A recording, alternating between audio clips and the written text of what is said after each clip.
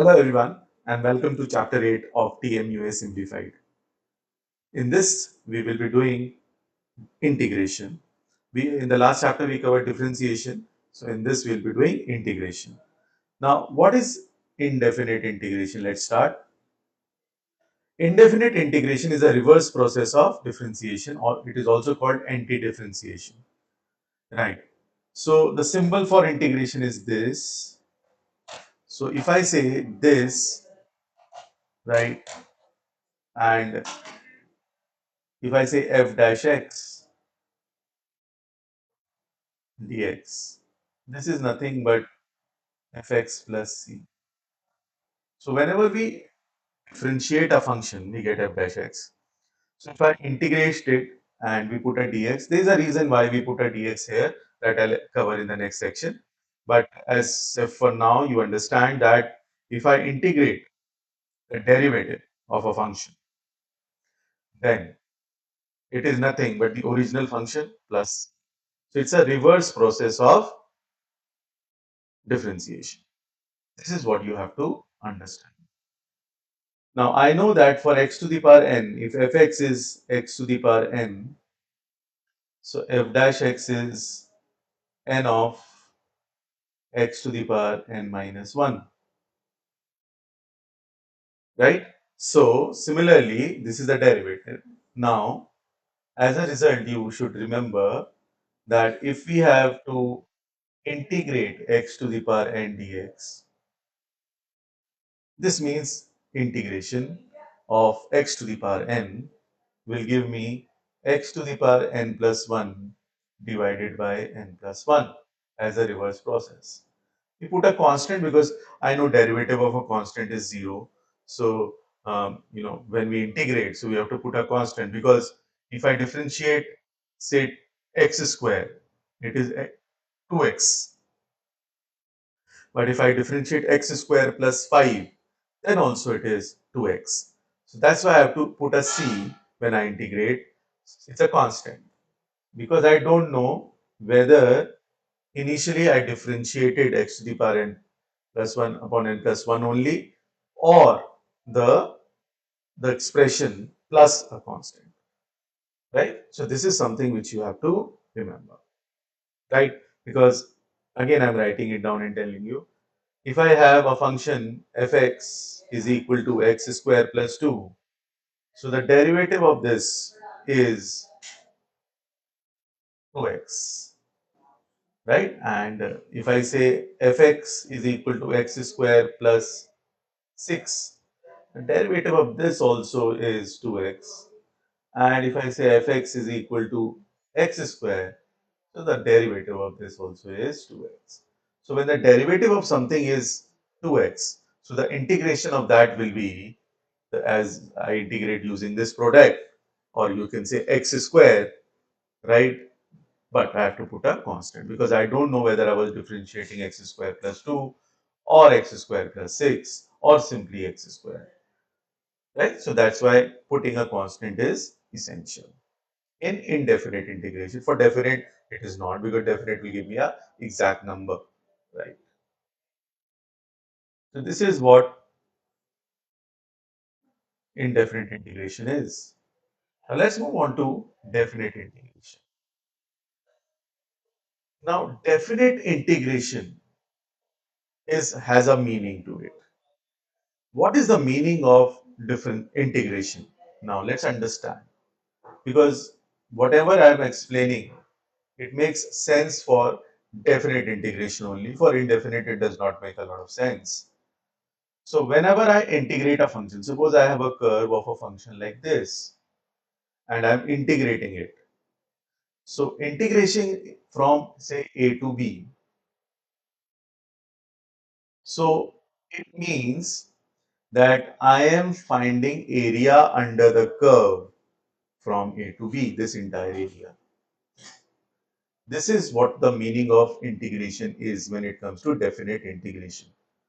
So for definite integration, it always means that from A to B, you are finding area under the curve. So, so if I say I am finding the area under the curve, right? Suppose I have a curve like this. So what I do is I'll make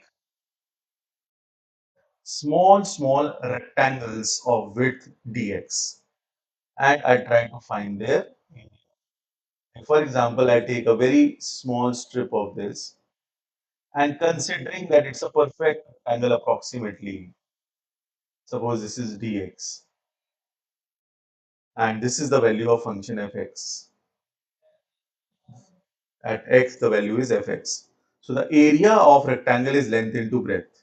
So what is length? Length is the y value, which is fx, and the breadth is the x value, which is dx. So the area becomes fx into dx. This is the area of one such rectangle. Now if I take another one, right,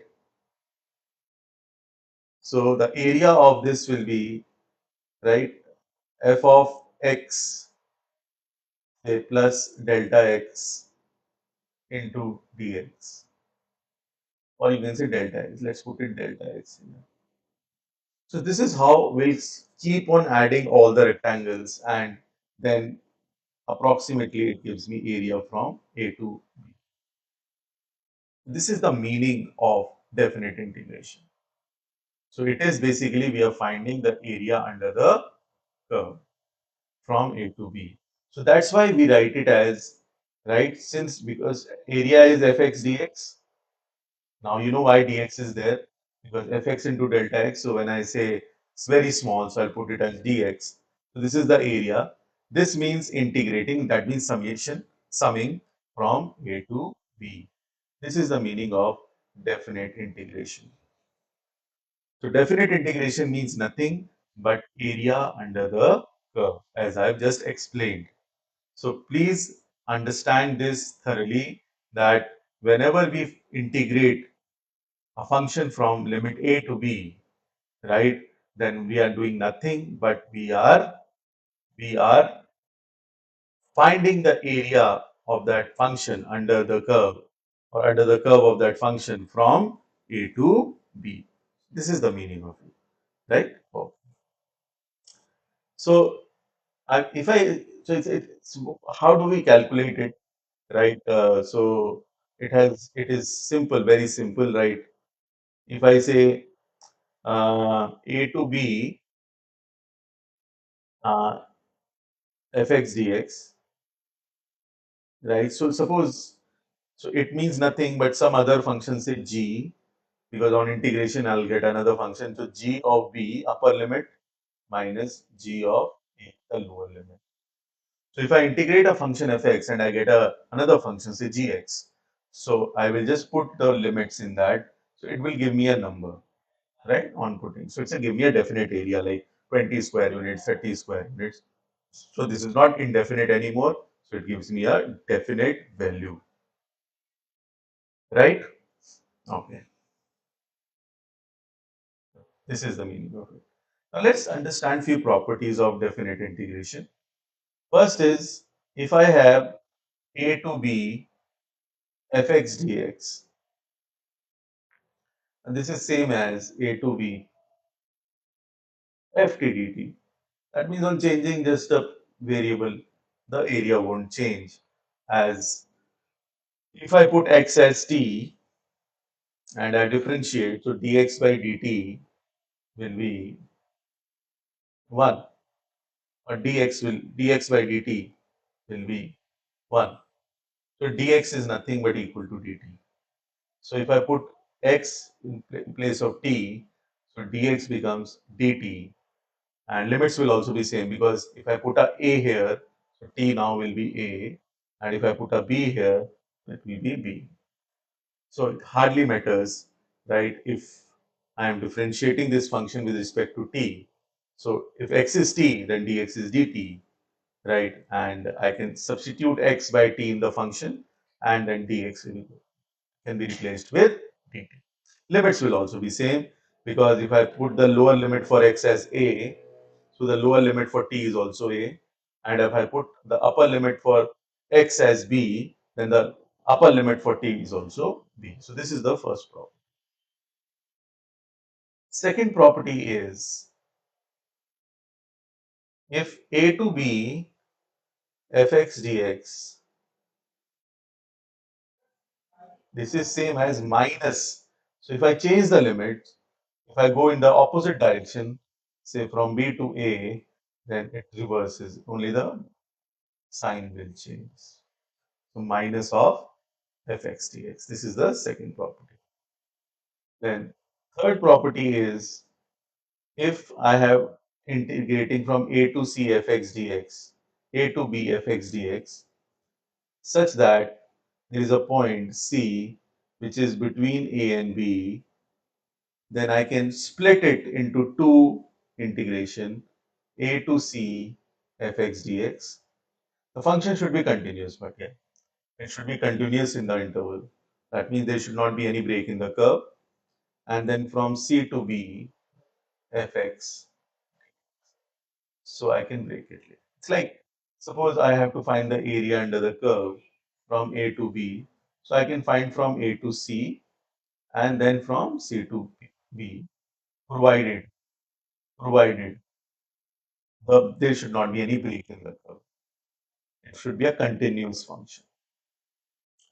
Then fourth, if I am integrating a function with k fx dx from limit a to b, where a is a constant, so a can be taken out and it becomes a b fx.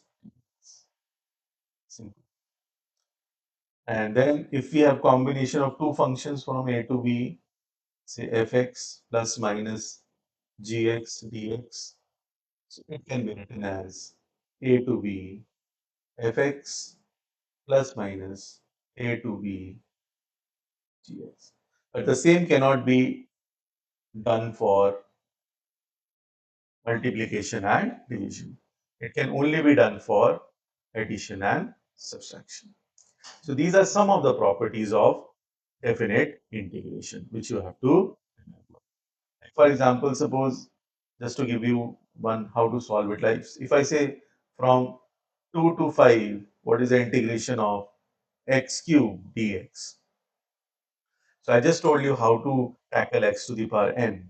So the integration of this will be x to the power n plus 1, which is 4, divided by n plus 1, which is 4. And the limits are from 2 to 5. So first I'll put the upper limit in place of x. So 5 to the power 4 divided by 4, and then I subtract the lower limit, which is 2 to the power 4 divided by 4. So this is my a. This is the value of this definite integration, which is 16 by 4. This will give me 609 by 4. And square units or area hota hai, right? So this is the answer. So this is how we can simply integrate and calculate, right? I'm not elaborating too much because this you all have done in your school. So it is just the extension of that only, right? So just keep this in mind. Now let's move on to area under the curve, the actual questions, because I told you integration means nothing, definite integration means nothing but area under the curve. So suppose, for example, I give you a function which is x square plus 4. And I say, what is the area bounded by this function, right? And say x equal to 0, x equal to 4, and the x-axis or y equal to 0, y equal to 0 is x-axis. First of all, I should know how to plot this. Plot this, I know this is a function where the minimum value is 4 at x equal to 0. So 0 for 0 it is 4. So this is how the function looks like, right? This has imaginary roots and this is how this is 0 comma 4. Now if I say x equal to 0, x equal to 0 is the y-axis which is there and x equal to 4 will be somewhere here.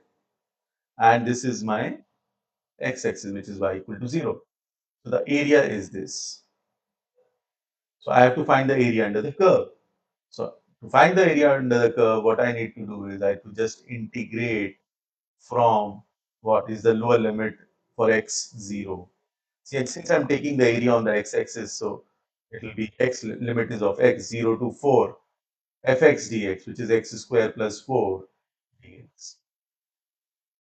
This is how I will solve this. So this gives me x cube upon 3.